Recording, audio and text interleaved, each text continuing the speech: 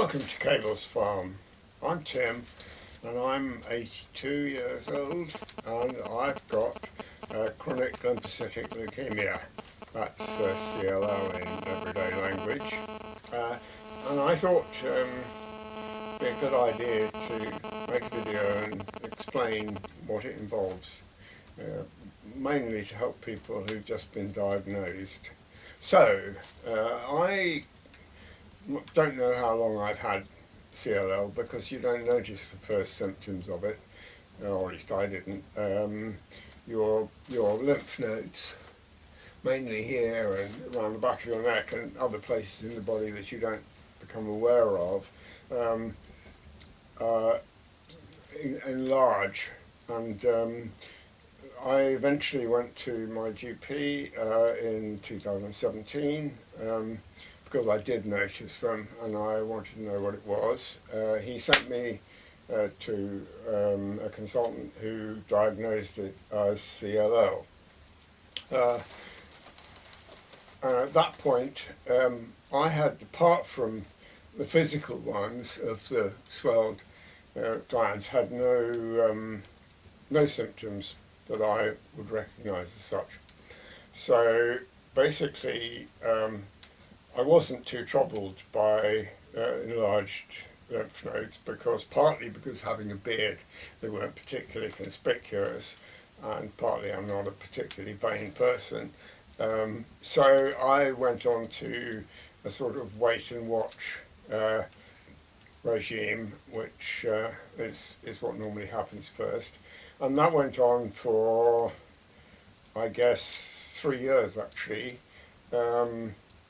Now my lymph nodes got larger as time progressed, but still not to the point where it really bothered me. And then they enlarged to the point where my consultant thought that they might be pressing on my throat and changing my voice. And so I agreed to start treatment, at least after I'd finished my sailing holiday, having my priorities in order. So I started then on acalabrutinib, which is one of the common drugs for CLL.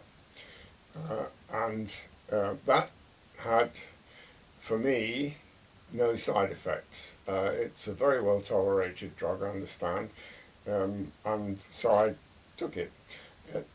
What CLL does for you is to impair your immune system to some extent, and so along with that I was prescribed acyclovir, which is an antiviral, that's why it ends in VIR, and cotrimoxazole, which is an antibiotic which I take 3 times a week as a prophylactic.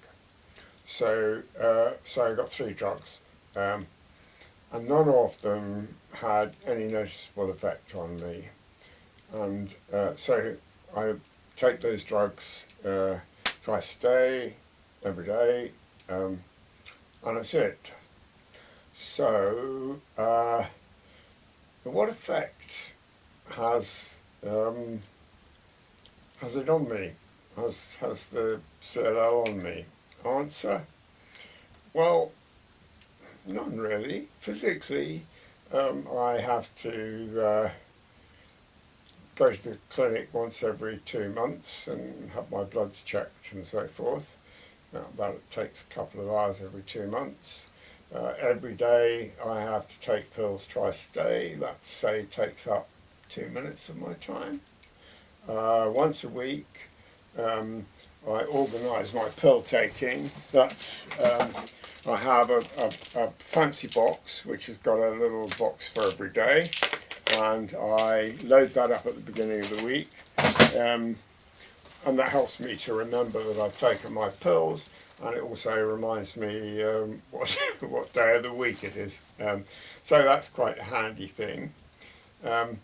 So I'm as I say, I don't have any side effects. I'm pretty fit.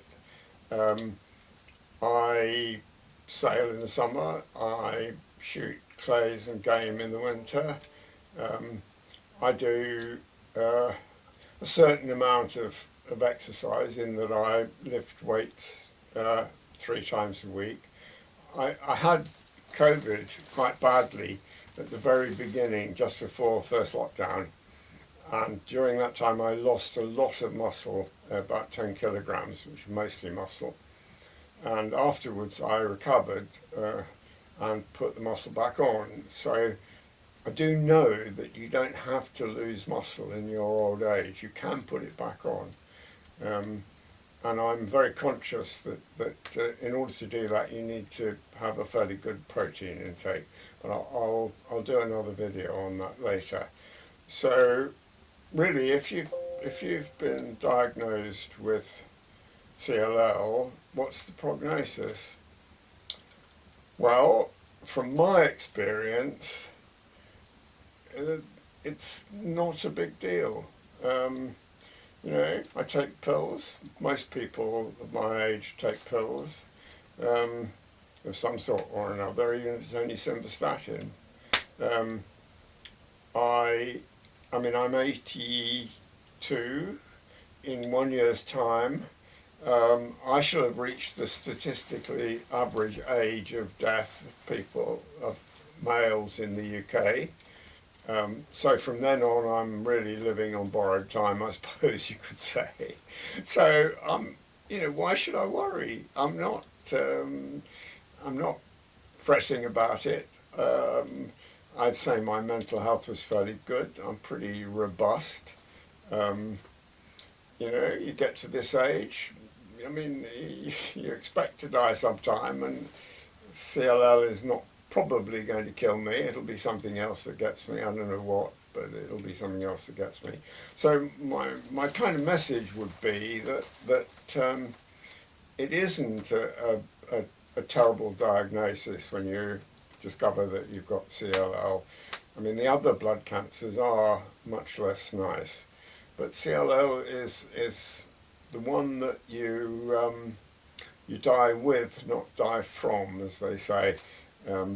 So, yeah, pretty good, I reckon. So if you've just been diagnosed with CLL, well, okay, get on with it, you know, live life, enjoy yourself. It's not a pain, it's nothing to kind of spoil your life in terms of worrying about it. I mean, if you unfortunately suffer from side effects and so forth, then you've got to deal with those, of course.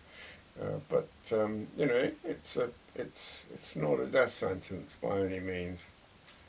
And looking ahead, I mean, the medics and science have done a fantastic job in giving us these drugs, these kinase inhibitors, which are basically knocking the cancers on the head, really. Looking ahead, there's research that's beginning to show that after you've taken acalabrutinib for 3 or 4 years, maybe up to 6 years, then you can stop, and you are not going to get a recurrence of it in the near future. So there's hope that it's, if not cured, at least it's knocked back to the extent that it's not going to trouble you. So there's my take on it. When people ask me how I am, my answer is alive, you know, alive. I mean, that's great. That's brilliant. Okay, well, thank you very much for watching. At this stage, if it was a normal video, I suppose I would thank my sponsors, and I would ask you all to like and subscribe. I don't do that, but I will thank Professor George Follows, my haematologist, and the team at Genesis Healthcare, who've looked after me fantastically well, and it's always, in fact, an enormous pleasure to go there and see them, because they're so cheerful and so friendly.